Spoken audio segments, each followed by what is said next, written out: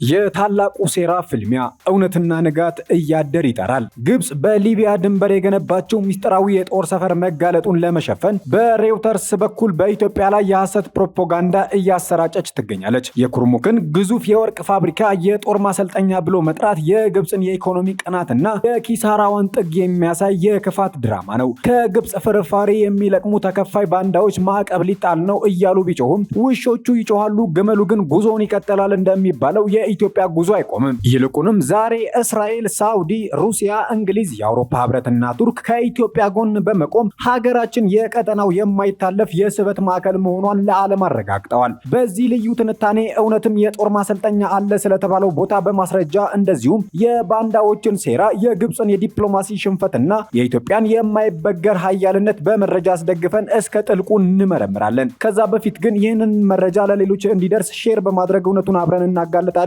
ቻናሉን ላይክ እና ሰብስክራይብ በማድረግ ቤተሰብ ሁኑ እያልን ቀጥታ ወደ መረጃዎቹ እናልፋለን።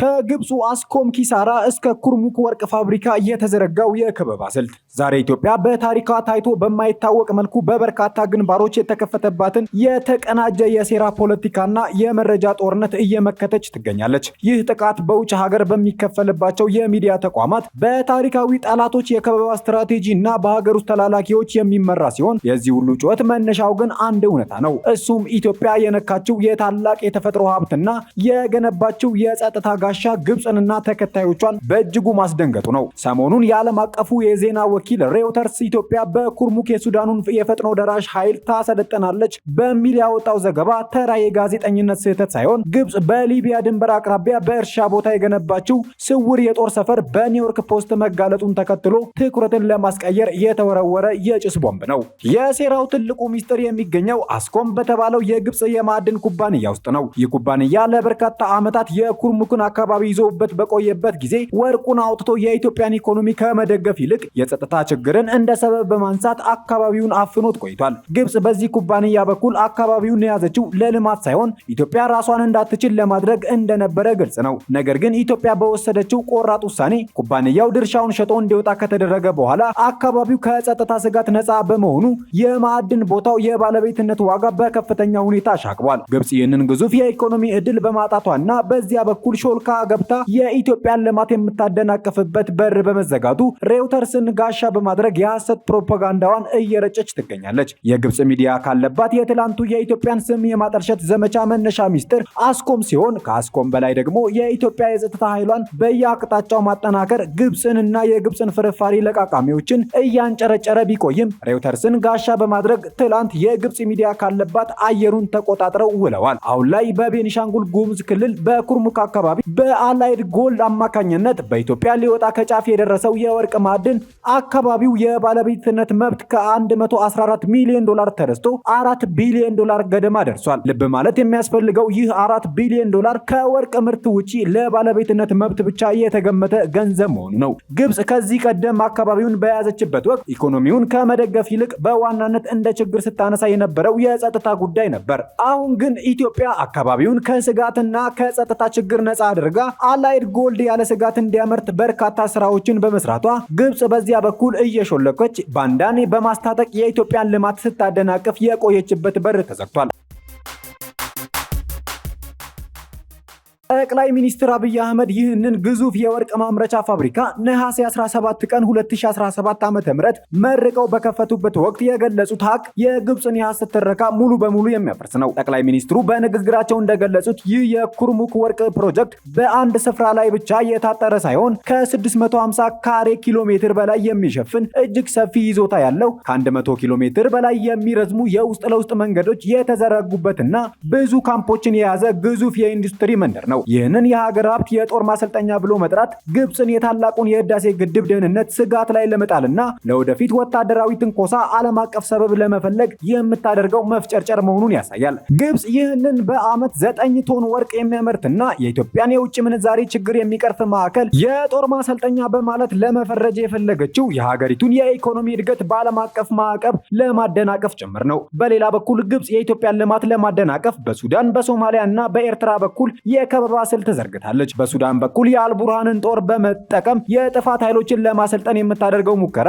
እንደዚሁም በሶማሊያ በኩል በጦር መሳሪያ ድጋፍ ስም ወታደሮቿን በማስገባት ኢትዮጵያን በሁለት ግንባር ጦርነት ውስጥ ለመክተት ማቀዷ የሴራው አካል ነው። የሚያሳዝነው ደግሞ ይህንን የግብጽ ፕሮፓጋንዳ የሚያስተጋቡት የውጭ ኃይሎች ብቻ ሳይሆኑ የሀገር ውስጥ ጥቅማቸውን ያስቀደሙ ጥቁር ግብፃውያን ጭምር መሆናቸው ነው። እነዚህ ኃይሎች እንደ ጃዋር መሐመድ ያሉ ግለሰቦችን ጨምሮ የሬውተርስን የሐሰት ዘገባ እንደ ትልቅ ድል በመቁጠር ሲያሰራጩ ውለዋል። እነዚህ ግለሰቦች ከግብጽ በሚወረወርላቸው ፍርፋሪ ተገፋፍተው የሀገራቸውን ልማትና የጸጥታ ኃይሏን ጥንካሬ ለማዳከም ቢሞክሩም ህዝቡ ግን ይህንን የባንዳነት ስራ በንቃት ተረድቶታል። የቱርክና የሳውዲ አረቢያ መሪዎች ወደ አዲስ አበባ መምጣት የፖለቲካውን ሚዛን ወደ ኢትዮጵያ አዘንብሎታል። ቱርክ ለኢትዮጵያ የሰጠችው ዘመናዊ የቴክኖሎጂ ድጋፍ ግብጽ ልታደርስ የምትችለውን ማንኛውንም ትንኮሳ ለመመከት የሚያስችል አቅም የፈጠረ ሲሆን ሳውዲ አረቢያም በቀጠናው ሰላም ሊመጣ የሚችለው ከኢትዮጵያ ጋር በመተባበር መሆኑን አምና ግንኙነቷን እያጠናከረች ትገኛለች። ጠቅላይ ሚኒስትሩ በኩርሙክ ባደረጉት ንግግር የኢትዮጵያን ጽናት ሲገልጹ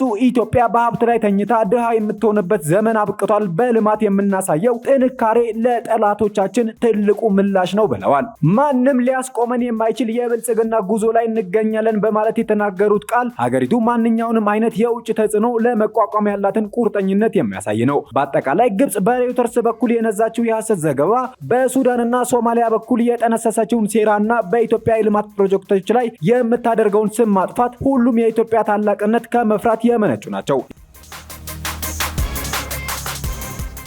ኢትዮጵያ ግን የኩርሙክን ወርቅ በማውጣት የህዳሴውን ግድብ በማጠናቀቅና የቀጠናውን ኃይል በዲፕሎማሲያዊ መንገድ በመምራት ግብጽ ያጠመደችውን ወጥመድ ወደ ራሷ መልሳባታለች። ከዚህ በኋላ ጠላት ያለው ብቸኛው አማራጭ ኢትዮጵያ እነገሌን እየደገፈች ነው እያለ የሐሰት ፕሮፓጋንዳ ከመንፋት ባሻገር በምዕራብ የሀገሪቱ ክፍል ያለንን የወርቅ ክምችት እንደዚሁም የውሃ ሀብትን የመጠቀም እንቅስቃሴና በምስራቅ በኩል ያለንን የነዳጅና ሌሎች ሀብቶች አውጥቶ ለማልማት የማዋል ሂደትን ሊያደናቅፍ አይችልም። በሰሜን በምዕራብና በምስራቅ ኢትዮጵያ የጀመረችውን ልማት ሊያደናቅፉ የሚቋምጡ ኃይሎችን የሚመክት ጠንካራ የጸጥታ ኃይል ማዋቀር የኢትዮጵያ ሉዓላዊ መብት በመሆኑ ሀገሪቱ ይህንን ጉዞ በጽናት ትቀጥላለች።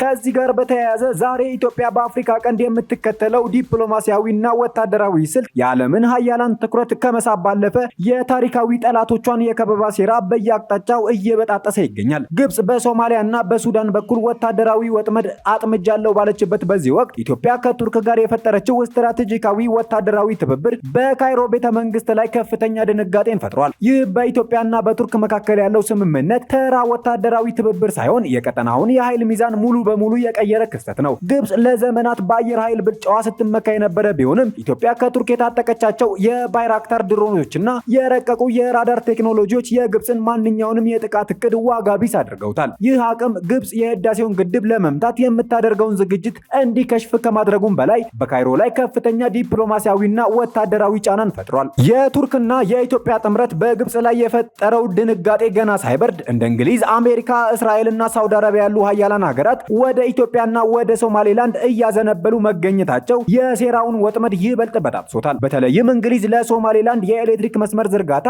የ400 ሚሊዮን ዶላር ድጋፍ ማድረጓ የኢትዮጵያና የሶማሌላንድ የመግባቢያ ሰነድ የፈጠረውን አዲስ የጂኦፖለቲካዊ እውነታ ዓለም የተቀበለው መሆኑን ያሳያል። ይህ የገንዘብ ድጋፍ ሶማሌላንድን በኢኮኖሚ ከማጠናከር ባለፈ ኢትዮጵያ በቀይ ባህር አካባቢ ያላትን የባህር በር ፍላጎት በሀያላን ሀገራት እውቅና እንዲያገኝ በር ከፍቷል። ግብጽ በሶማሊያ በኩል ወታደሮቿን በማስፈር ኢትዮጵያን ለማስፈራራት ብትሞክርም ሀያላኑ ግን ስልታዊ ጥቅማቸውን ለማስከበር ከኢትዮጵያ ጋር መወገንን መርጠዋል። ኢትዮጵያ አሁን ላይ የቀጠናው እውነተኛ የስበት ማዕከል ሆና ብቅ ብላለች። እስራኤልና ሳውዲ አረቢያ በቀጠናው ሰላም ሊመጣ የሚችለውን ከኢትዮጵያ ጋር በመተባበር መሆኑን አምነው ስልታዊ ግንኙነታቸውን እያጠናከሩ ይገኛሉ። በተለይ ሳውዲ አረቢያ ከግብጽ ይልቅ ከኢትዮጵያ ጋር ያላትን ወዳጅነት ማስቀደሟ ግብጽ በአረቡ ዓለም የነበራትን ብቸኛ ተሰሚነት አጣ በብቸኝነት እንድትዋጥ አድርጓታል።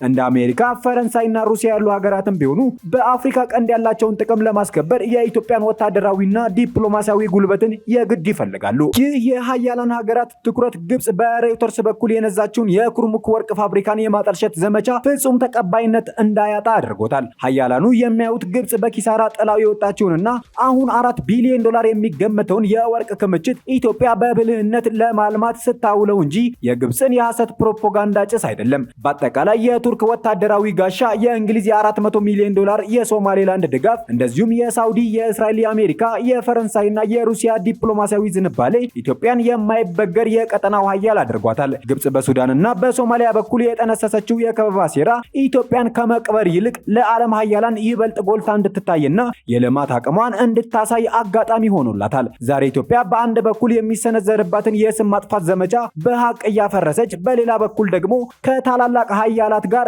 በመሆን አዲሱን የአፍሪካ ቀንድ ታሪክ እየጻፈች ትገኛለች። የኢትዮጵያ የስበት ማዕከልነት የጥቁር ግብፃውያንን የሀገር ጩኸትና የካይሮን ፕሮፓጋንዳ ወደ ጎን በመተው ሀገሪቱ ወደ ታላቅነት የምታደርገውን ጉዞ በጽናት እንደምትቀጥል ማረጋገጫ ነው። አበቃን። ሀሳብ አስተያየታችሁን በኮሜንት ሴክሽኑ ላይ አስፈሩልን። ቻናሉን ላይክ እና ሰብስክራይብ በማድረግ ቤተሰብ ሁኑ እያልን መልካም ጊዜን ተመኘን።